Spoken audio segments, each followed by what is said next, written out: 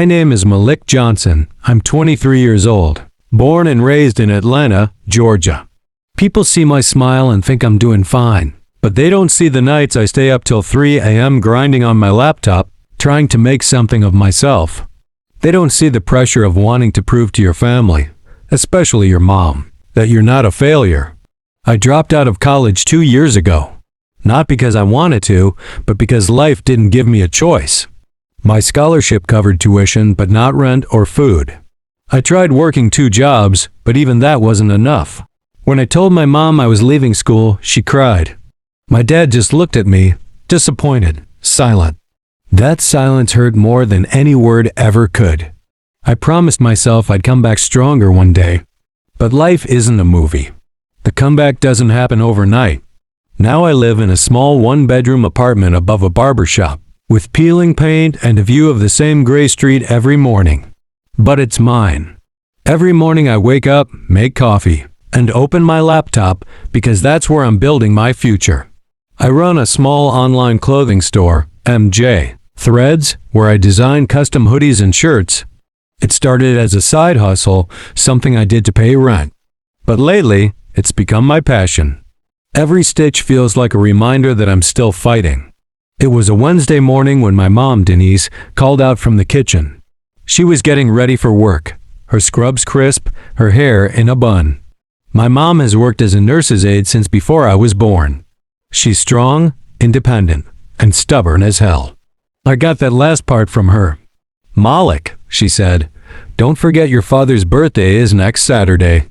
We're going to Prime and Oak. Dress nice, okay? Prime and Oak, the most expensive steakhouse in Atlanta. I'd only seen it on Instagram. My first thought? There's no way I can afford that. But I wasn't about to admit it. Yeah, I'll be there, I said. She gave me that look, half smile, half doubt. Sweetheart, maybe just meet us after dinner. You don't have to come to the restaurant. It's expensive, and I know you're saving up. That stung. Not because she was wrong, she wasn't, but because she didn't even believe I could. It wasn't the first time either. When I dropped out, she told me, baby, some people just aren't meant to chase big dreams. Maybe you should just find a regular job and stay safe. I love my mom. But she never understood that safety isn't the same as happiness. So when she said that, something inside me clicked. I smiled, but my heart burned. Don't worry, Mom, I said softly. I'll be there. And I'll handle dinner. She laughed, a quick, disbelieving laugh. You're sweet, Malik, but let's be realistic, okay? Then she kissed my cheek and left for work. The second the door closed, I whispered to myself, realistic doesn't build dreams. That was the moment I decided I was going to pay for that dinner, no matter what it took. The next few days were a blur. I called my best friend and business partner, Yalan, the only person who believed in me from day one. Bro, I need to make at least $2,000 in a week, I told him. He laughed. What, you trying to buy a car? Nah, I'm trying to buy respect. He whistled. Oh, it's about your mom again? Yeah, I said quietly. She told me I couldn't afford to take my dad out for his birthday. So I'm gonna prove her wrong. Yalan paused for a moment. All right then. Let's grind. That week, I worked harder than I ever had before. I made new hoodie designs, opened pre-orders, and started a TikTok campaign. My video, showing how I handprint every shirt and package it myself, went viral. The caption read, "They said I couldn't make it. Watch me." Comments started flooding in. Bro, this design is fire. Supporting you, man. Just ordered. Respect for the hustle. Orders blew up overnight. I packed boxes till my fingers cramped, slept on my chair, woke up with back pain, and kept going. By Friday night, I opened my bank app, $2,463.84. I stared at that number until my eyes watered. Not because of the money, but because for the first time, I did it. I had proof. Saturday evening came. I put on my only suit, charcoal gray, a bit tight on the shoulders. I cleaned my shoes till they shined, took one last look in the mirror and whispered, Let's show them who you are. When I walked into Prime and Oak, he almost froze. Dim lights, jazz music, waiters in suits. It felt like another world. My mom and dad were already seated at a corner table. "Malik," Mom said, eyes wide. "You made it." "Wouldn't miss it for the world," I said, sliding into my seat. My dad looked older, tired, but when he smiled at me, it felt genuine. "Good to see you, son. How's your business?" I smiled back. Getting there. We ordered dinner, steak, mashed potatoes, roasted veggies. We talked about family, old stories, even laughed a little. For once, everything felt normal. Until the waiter brought the bill. My mom reached for her purse. I stopped her. "I got it," I said calmly. She blinked. "Malik, no, you don't need to. I want to." The waiter took my card, ran it, and brought it back a few minutes later. "Approved." "Have a great night, sir." That word, sir, hit me like a punch of pride. Sky. Mom hugged me before getting in the car. "I'm proud of you, baby," she said. "Really?" I smiled, but deep inside, something still burned. Not anger, just energy. Because I wasn't done proving myself yet. That night, as I walked home, I checked my phone. More orders. More messages. My business was starting to explode. And I knew this was only the beginning. They thought I couldn't afford one dinner. They had no idea what I was about to afford next. After that night at Prime and Oak, something inside me changed. I walked home with the receipt still in my pocket, not because I needed proof, but because it reminded me of what it felt like to win. For the first time, I wasn't just surviving. I was becoming.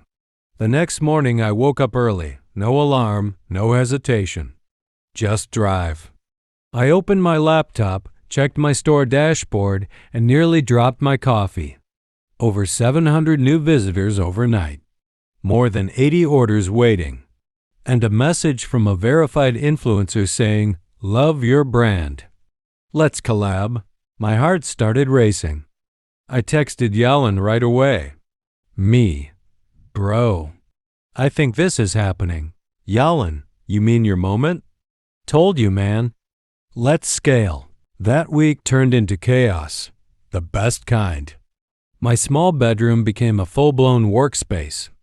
Boxes stacked high, shipping labels everywhere, a sewing machine buzzing nonstop. My neighbors probably hated the noise, but I didn't care. Every night, I thought about my parents. About how Mom looked at me that night, half proud, half surprised. I wanted her to keep feeling that way. 2 weeks later, I was invited to a local business expo in Atlanta, a chance to showcase my brand. I didn't even have proper business cards, but I went anyway. I wore one of my hoodies, black, simple, with the words "Built Not Born Lucky" across the chest. That hoodie changed everything. A small-time YouTuber covering local entrepreneurs filmed a short clip of me talking about my story. He asked, "What inspired your brand?" I said, "People told me I couldn't afford my dreams. So I built them myself." That clip hit 500,000 views in 2 days. My followers doubled. Orders exploded. By the end of the month, I made more money than I ever had in my life, almost $10,000 in profit. I didn't know whether to cry or laugh. It wasn't about the money. It was about what it meant. I was finally winning the war no one thought I could fight. One Sunday, I decided to surprise my parents. I drove to their house, the same one I grew up in, with 2 boxes in the back seat, one for my dad, one for my mom. Dad was outside washing his car. When he saw me pull up, his face lit up. "Well, look who finally remembered his old man," he said, grinning. I laughed. "Come on, you know I've been grinding." He nodded. "Yeah, I can tell. Your mom won't stop talking about that dinner you paid for. She tells everyone." That made me smile. I didn't realize she'd been bragging about it. I handed him one off the boxes.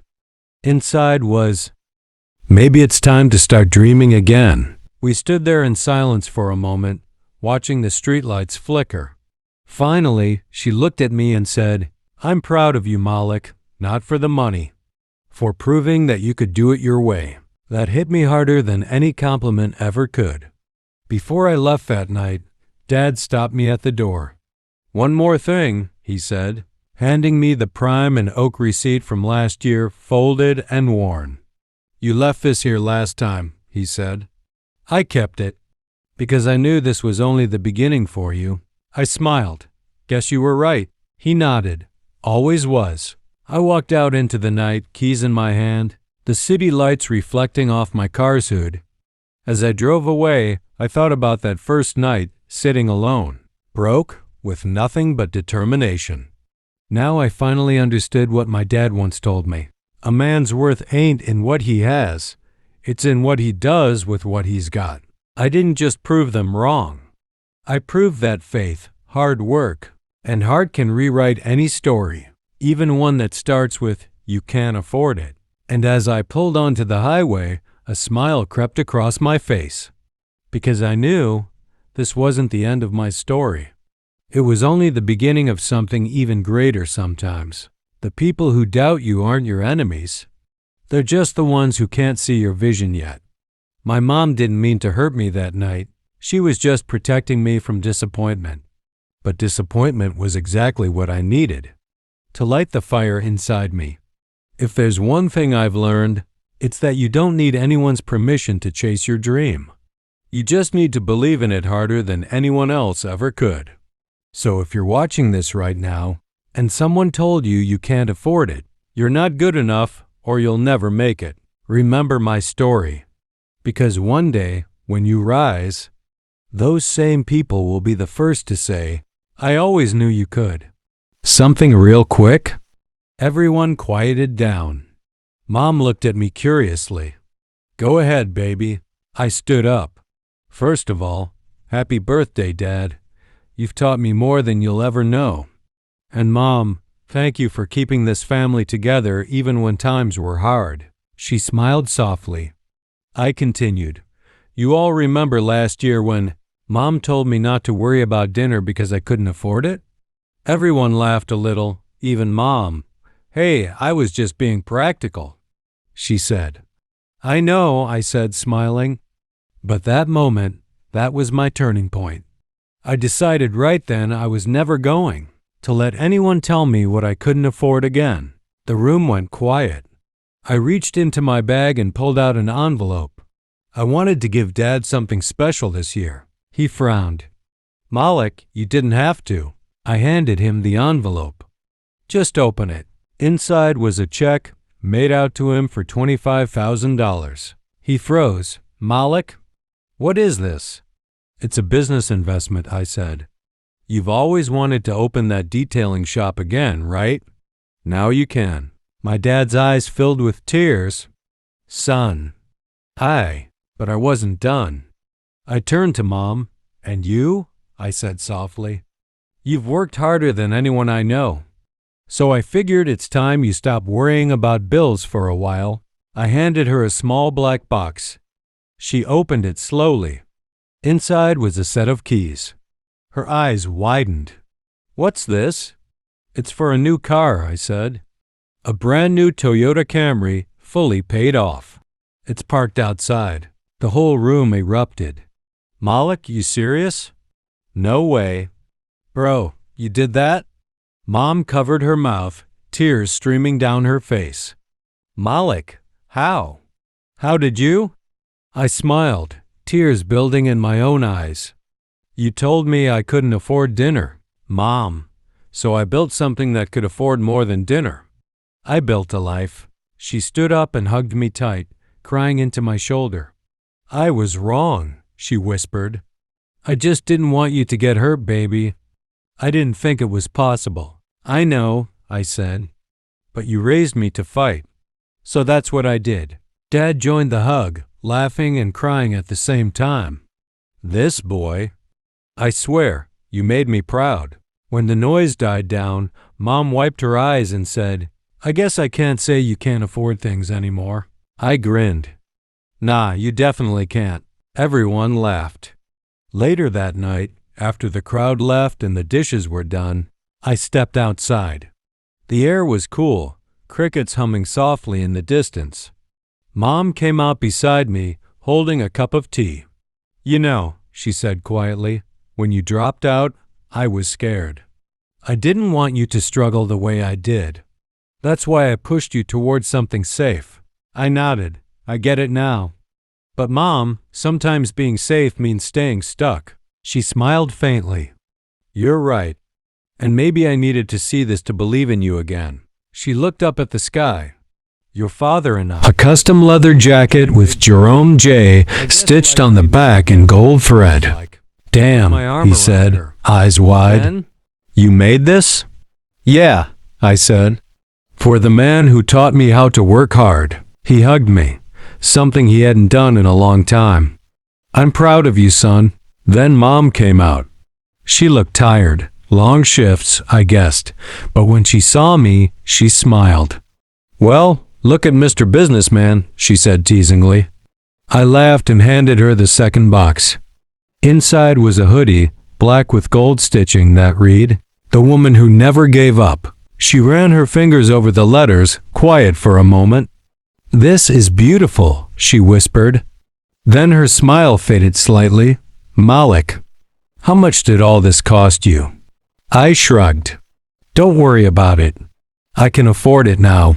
She looked at me, half in disbelief. Afford it, huh? You must be doing better than I thought. I'm doing great, I said.